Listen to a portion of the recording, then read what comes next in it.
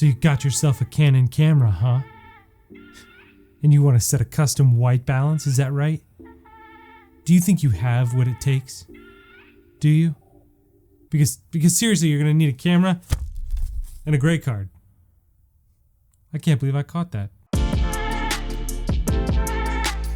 Greetings and salutations, my friends. My name is Travis, aka Dad, and I'm just an ordinary dad who loves tech and camera stuff, and my goal is to help you find the right gear and get the most out of it. And today we're talking about white balance. More specifically, we are talking about custom white balance and how you set it on Canon cameras.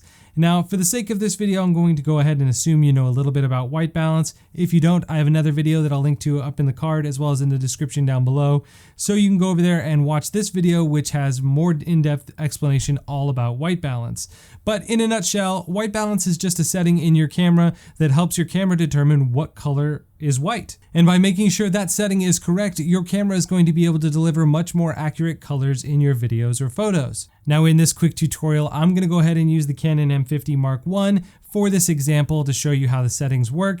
But if you're using a different Canon camera, assuming it's a Canon DSLR or mirrorless, the process is more or less the same, so you should have no trouble following along. Now, like I said at the beginning of this video, the one thing you are going to need to set a custom white balance is something like a gray card or a color chart or something that is a neutral gray color that your camera can white balance to.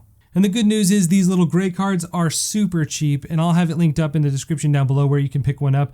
I think they're right around $10, and it's a really great tool that you can keep with you. They fold up nicely into this little pouch here, and you can throw it in any camera bag. It's super small, and it'll help you dial in your white balance settings so you can get a custom white balance to your lighting conditions in every one of your shots. So it's a really useful tool and worth picking up if you don't have one already. Now to get started setting your custom white balance, it's super easy. All you have to do to get started is to take a picture of your gray card when it's in your scene, when you have your lights around it. So it's taking in the color temperature of the lights around it, and you want to make sure it's centered in your frame, and then you're just going to take a picture of your gray card for reference for your custom white balance. Now, if you're somebody like me and you're shooting your video by yourself, obviously you can't be in your frame holding the gray card up and be behind the camera to take your picture. So you have two options. Option one is to lay your gray card up kind of where you will be in the frame and then take the picture of the gray card kind of where you'll be sitting while the lights are still on and hitting the gray card. And the second option is for those of you who are using newer Canon cameras. You likely have access to its wireless capabilities, which means you can connect to the Canon Connect App. The Canon Connect App is pretty neat because it allows you to see yourself on your phone. And as you can see, I've got my arm there, it's moving, which means I can now take my gray card, hold it up in the center of my frame, and then I can press the shutter button on my phone, and that'll take the picture for me. But if you were in a pinch and you wanted to get real close and reach around, you could probably pull off a reach around too. As long as your gray card is in the center of the frame and absorbing the light that's going to be hitting you as the subject, that's all that really matters. All right, now I'm gonna go ahead and use my gray card and take my picture using my Canon M50 here. I'm gonna set it slightly out of frame, hold up my gray card. I've got my Camera Connect app open. Gray card's in the center, snaps the photo, and now we can go on to the next step. The second and really the last step to setting your custom white balance is to go to your camera's menu system. We're gonna travel on this first menu here that looks like a camera all the way to the fourth page to custom white balance.